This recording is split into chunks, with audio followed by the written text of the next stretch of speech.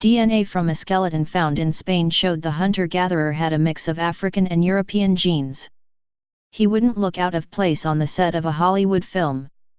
But this is the 7,000-year-old hunter-gatherer brought to life by scientists using DNA found in a frozen skeleton buried in a subterranean cave. The prehistoric man, from Cantabria in northern Spain, had dark, possibly black, hair and skin coupled with blazing blue eyes. Experts were astonished to find a combination of African and European genes in the ancient caveman, who they christened La Brana I.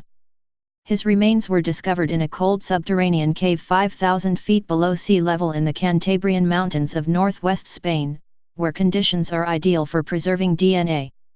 Results from an analysis of the genetic material, taken from a tooth, appear in the latest online edition of the journal Nature.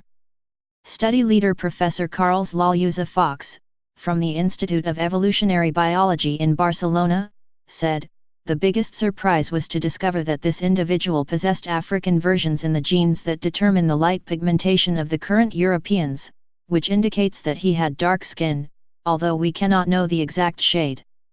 Even more surprising was to find that he possessed the genetic variations that produce blue eyes in current Europeans.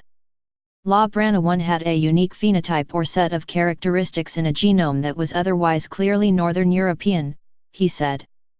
His was one of two unusually well-preserved male skeletons unearthed from the La Brana Arentero cave system near Leon in 2006. The scientists focused first on La Brana I's DNA because it was in better condition. They hope in due course to piece together the genome of the other man, La Brana II. Both individuals have been dated to around 7,000 years old. They lived in the Mesolithic period, which ended 5,000 years ago with the development of agriculture and livestock farming in the Middle East. Despite La Brana I's dark color, the research revealed genetic similarities with Scandinavians from Sweden and Finland. He also shared a common ancestor with people who inhabited the Upper Paleolithic site of Malta, near Lake Baikal, Siberia, more than 20,000 years ago. DNA from one of the Siberians, a boy, last year revealed links with Native Americans.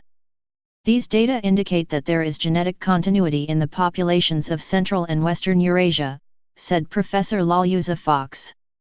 La Brana I's genome hints at some of the changes that occurred in humans as a result of switching from a hunter-gatherer existence to farming.